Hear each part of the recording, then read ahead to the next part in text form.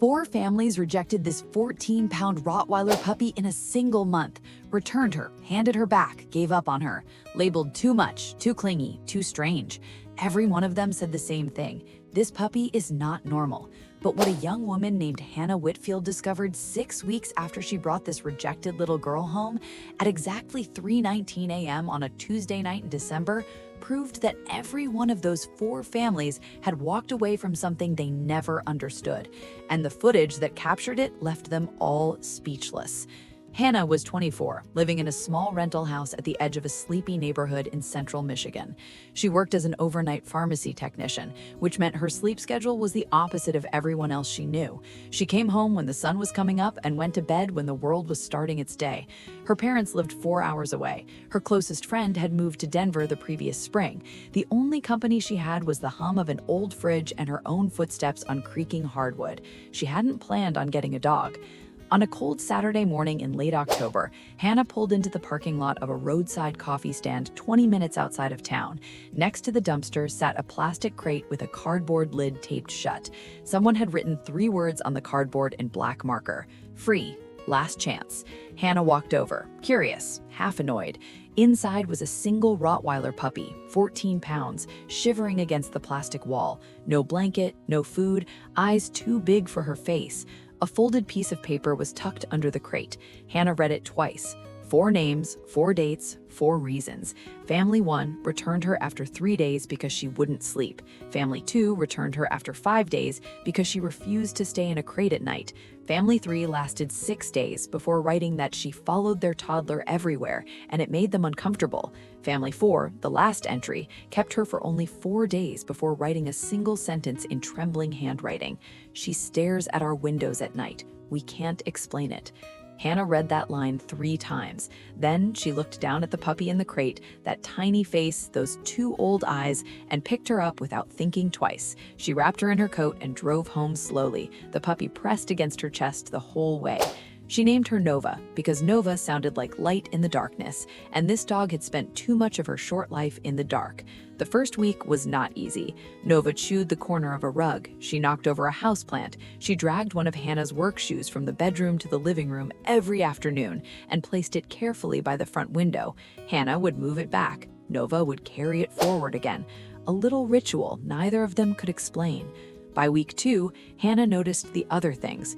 Nova did not sleep like a regular puppy. She did not curl up in her bed and pass out. Instead, she lay in the hallway with her head pointed toward the front door, ears twitching at every small sound. Every 2 hours, without fail, she would get up and make a quiet loop through the house: front door, kitchen window, bedroom doorway, and back to her spot. A 14-pound puppy patrolling like she had a job nobody had given her. Hannah watched her one night, half asleep on the couch, and felt something strange in her chest. This was not normal, but it was not wrong either. I see you're still watching but haven't subscribed yet. Honestly, that hurts a little. Hit subscribe. You really don't want to miss what happens at 3:19 a.m. By week 4, Hannah had installed a small camera in the hallway, not because of Nova, but because 2 houses down the street had been broken into in the same month. She set it up, forgot about it, and moved on. Meanwhile, Nova kept doing her rounds: slipper by the front window every afternoon, patrols every 2 hours. Stories like this deserve to be shared, because most people would have done exactly what those 4 families did. Hannah didn't. She let Nova be Nova. By week 6, Nova had grown to 23 pounds. Still small for her breed, still nothing close to an intimidating guard dog, but something about her had changed. Her patrols were longer now. She paused at the windows and stood completely still, nose to the glass, ears straight up. If a car passed, she tracked it window to window. If a branch cracked outside, she froze and listened. Hannah found it fascinating. She had no idea Nova was not being fascinating. Nova was on duty.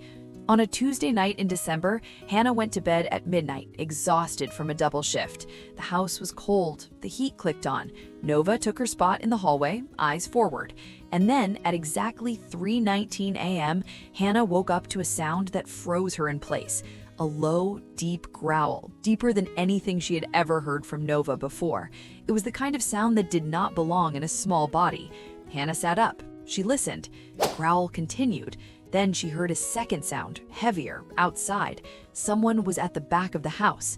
Hannah grabbed her phone. Nova was already moving. 23 pounds of puppy, ears pinned, body locked between the hallway and Hannah's bedroom. The back door handle rattled once, then a shoulder hit the wood.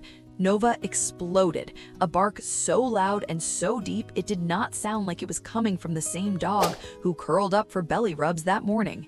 She charged the back door, claws skidding, barking without stopping. Whoever was on the other side panicked. Hannah heard footsteps running, a fence rattling, then nothing. The police came 14 minutes later, 2 pry marks on the back door frame. Fresh. The next morning, Hannah pulled up the camera footage. That is when she realized what she had actually been living with. For 6 weeks straight, every night, Nova had been patrolling the house at the exact same times,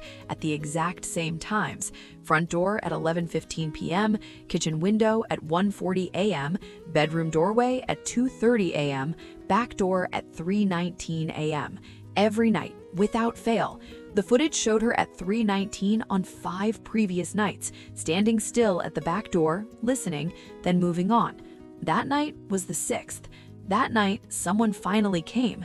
These are the kind of stories that deserve to be seen, because sometimes the dogs the world throws away are the ones working the hardest.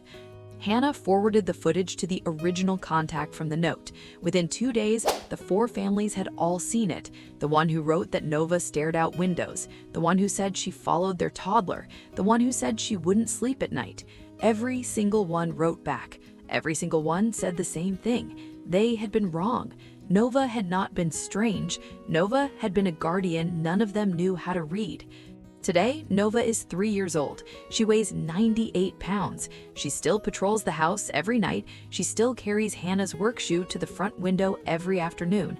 And Hannah does not come home to silence anymore. She comes home to 98 pounds of loyalty, to a dog who chose her when nobody else would stay, to a house that finally feels safe because something inside it decided to protect her long before she even knew she needed protecting. When a dog does something you don't understand, do not assume it's broken. Watch, listen, ask what they are trying to tell you, because sometimes the behavior that gets a dog returned 4 times is the exact behavior that would have saved a life. And if you're thinking of adopting a dog someone else has given up on, remember this: the ones returned the most are often the ones who love the deepest, waiting for one person to finally look at them and stay.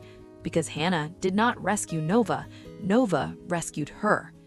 Would you have taken this puppy home after 4 families gave up on her, or would you have walked away too? Tell me in the comments.